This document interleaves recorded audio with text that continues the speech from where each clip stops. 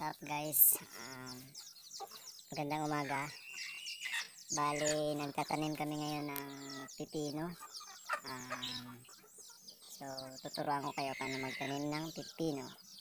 Kasama yung pinsan ko tsaka yung papa ko. So, tara, samahan niyo ko. We've been running with confidence. So guys, ito yun. Tinataniman namin ng Find pipino. someone to love Ito yung pinsan and ko. take off on the free fall. No matter where we gonna land, only you can make me feel this way. And our time is right now. Only you can make me feel this way, way. Oh, yeah. Won't you take me with you? We can fly away from here. See the world in a million ways. Find what we're looking for. Won't you take me with you? We can fly away from here, here.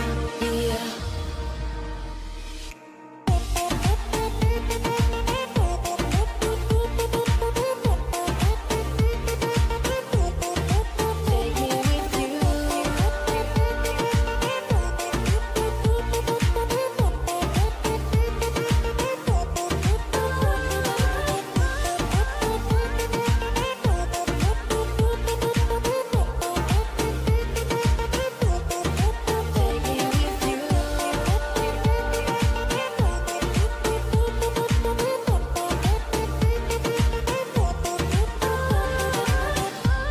It's like breathing underwater. Reveal another world. Let our doubts slowly fade away. We've got another chance today. Only you can make me feel this way. And our time is right now. Only you can make me feel this. Ito pala yung ginagamit na insecticide ng papa ko guys, para hindi kainin ng mga langgam. Malatayon.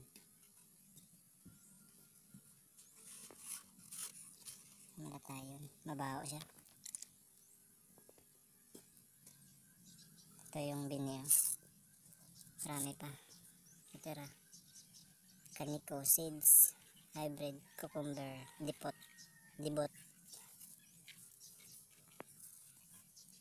Ito. Tinatanim niya.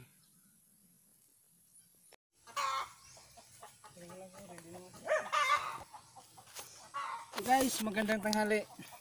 Ituturo ko sa inyo yung konti kong kalaman sa pagtatanim ng pipino. Dati guys, hindi ako naglalagay ng puno ng yung puno ng kahoy, puno ng saging. Yung sa Ilonggo pa guys, yung bunlak ang tawag sa amin. Kasi masyado ng trabahoso pag maghanap ka pa ng puno ng saging ilagay mo sa nataniman mo. Nagawa ko lang to kasi maraming manok kasi yung farm namin. Kung hindi mo tatakpan ng yung balatan yung puno ng saging, ubusin talaga ng manok yung natanim mo na pipino. Kasi paborito talaga to ng manok, yung buto niya. Nasubukan ko guys pag tinatakpan ko ng saging yung nataniman ko, kahit malakas ang ulan, maganda talaga yung tubo ng tanim ko na pipino kasi hindi yung lupa ng ulan, hindi magtigas yung lupa, maganda pa rin yung tubo niya kahit malakas ang ulan. At safety pa siya sa manok.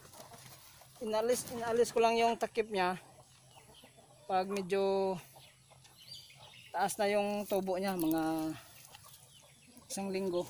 Okay na, hindi na masyado kainin ng manok yung tanim ko kasi may dahon na. Subukan nyo guys magtanim lalo na pag malakas ang ulan, takpan nyo ng saging yung ano, tinaniman nyo na lupa. Yung sa porsyon na may tinaniman nyo ng pipino. 100% guys. Maganda talaga yung tubo. Subukan nyo. Yun lang guys. Maraming salamat. So guys, bali simula ngayon hanggang mag 45 days o isang buwan at kalahati, bali meron na tayong harvest na pipino.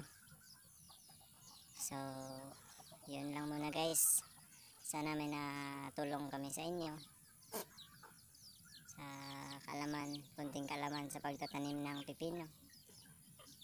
So yun lang muna guys. Maraming salamat.